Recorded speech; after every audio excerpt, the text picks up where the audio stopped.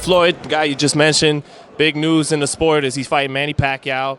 Do you think he gets the job done against Pacquiao and defeats him on May 2nd? Yeah, I do. I think he gets the job done. He stays composed. I feel like Manny comes in a little reckless sometimes. And obviously that plays to his advantage a lot, but I think Floyd will be able to capitalize on those small mistakes. And, yeah, I think he'll get the job done. Now, 5-0, 5 professional fights. What kind of amateur experience are we looking at? How many amateur fights did you have? I was like 97-20 as an amateur. I did kickboxing. When I was younger, I got 5 world titles and 9 national titles in kickboxing. I fought in Italy, Trinidad, the Caribbean Islands, Team USA multiple times. I was a 2011 Golden Glove national champ, Olympic trialist, 2012 Olympic alternate. So you got to the trials for the Olympics. Yeah, and now I went to the Olympics as an Olympic alternate for Terrell Gachet. Yeah, I got a decent background in the amateurs. Yeah. Now, I wanted to kind of talk about something outside of the ring. I've heard very unfortunate news that you had a baby girl, and she passed away, unfortunately, about 1.5 years ago. How does that? She was a 1.5 years old. She just passed away January 29th. Of this year? Yeah. That's tough. I didn't even know it was that recent. How does that play a role in motivating you to become a champion, become the best you could be in boxing? Yeah.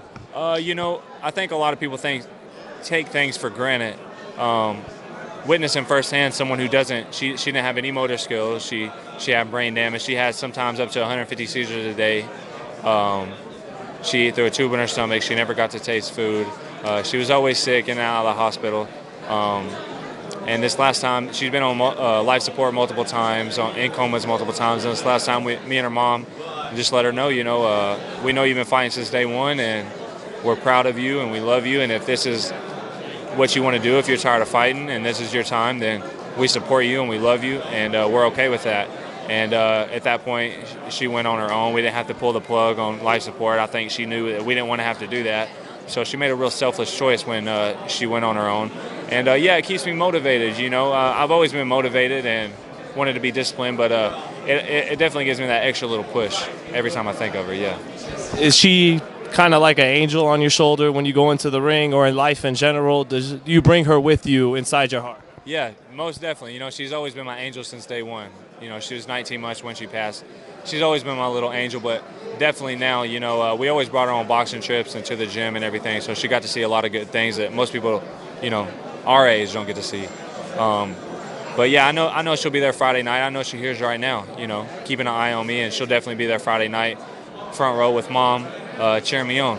I'm just curious, what did she finally to succumb to, and whatever that was, is that something you would want to help out when you get to where you want to get to in the sport? Definitely. She did have a diagnosis that was given to her. She would have been only the second person in the world to ever have it.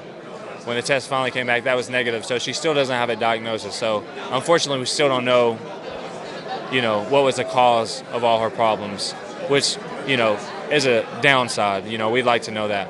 But, I'm looking to start something called the AJP Foundation, Aaliyah Jean Plant, AJP Foundation, and the marketing is going to be pink shoelaces that we've already gotten a patent and everything fixed to get it going.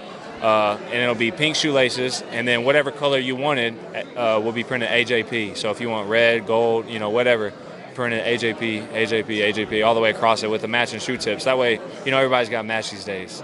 So we'll have that on there, and the proceeds will go towards me and my team taking sick and disabled kids out to professional basketball games, football games, hockey games, the mall, getting them new clothes, or taking them out to eat, stuff that I get to do on a regular basis that a lot of people take granted for. And I want to make sure that I get to those kids that were like Aaliyah and make sure that they get to enjoy a little bit of life too. Everybody needs to get a piece of the pie. So my plan is to keep spreading her name and her image and what she stood for, and also do something to help these other kids out, Well, Caleb, I know you want to be champion in the ring, but you're already a champion outside of the ring for doing stuff like that, man. That's great stuff.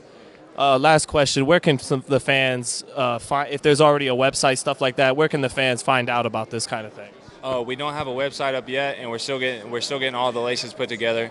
You can follow my Facebook. It's called Caleb Plant. Just type that in, you'll be able to find me. Or my Instagram is Caleb_Plant101.